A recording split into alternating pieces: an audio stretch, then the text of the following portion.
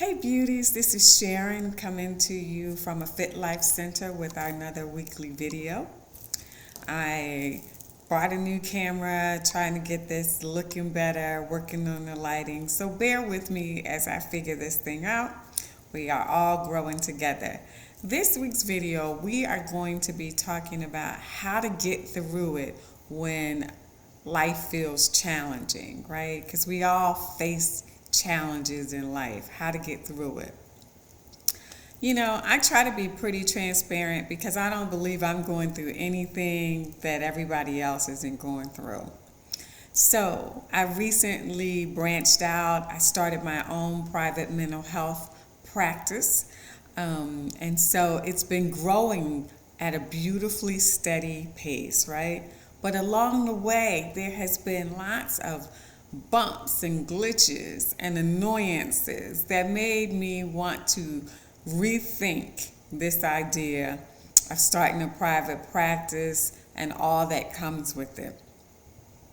But I made a commitment first to myself about wanting to be a black woman working for herself. Now, not everybody wants to work for themselves, and I don't think everybody should work for themselves. But for me, and this time in my life, it was the right thing for me to do. And so I had a lot of beautiful professional women that helped me get here. One of them was Dr. Michelle Melton from Melton Psychology Group. I worked under her practice for a really long time to help me build up my confidence to be able to do this. And so, Dr. Melton, I just thank you for believing in me and trusting that I could do this. And when I told her that I thought it was time for me to go out on my own, she was so encouraging. And don't worry, we're still going to be doing lots of collaborations together. So make sure you stay tuned for those kinds of things that will come up in 2022. But anyway, so I decided to start my own practice, which means I had to do a lot of groundwork, things I had never done before, and step out of my comfort zone. And there are times when the fear of the unknown tries to get the best of me. And some days it does get the best of me, right? And I've learned that that's okay too. So, here are some practical things that you can do when you start to feel overwhelmed and want to quit. The first thing is just stop. Stop. Don't do anything. Just stop your body moving, breathe, and just sit still for a moment. And then take a step back. Go get a glass of water.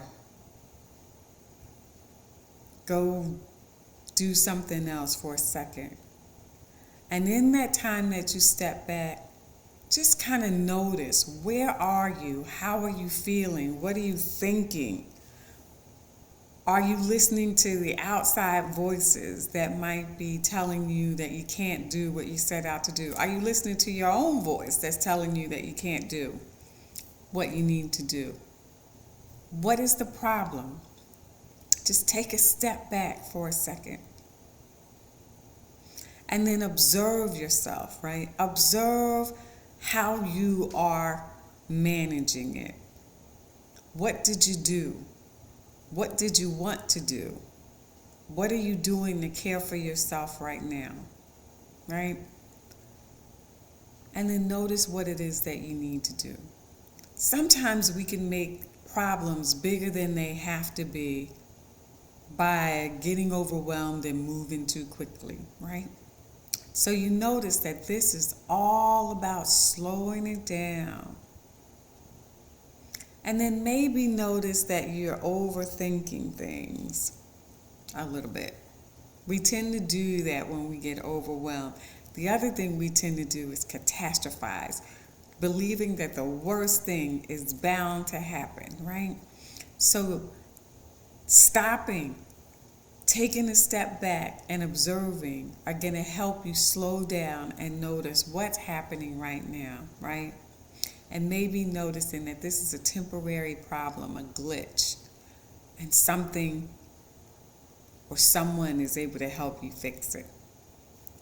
And then the last part is proceed mindfully, right? Do one thing at a time. Evaluate the problem. Get help if you need help. If it's something that's not in your area, I'm not a tech person. I am just blessed enough to have an amazing daughter that helps me with all of my tech needs. Otherwise, I'd have to hire somebody. I just have to love her and feed her, which is just my privilege, right?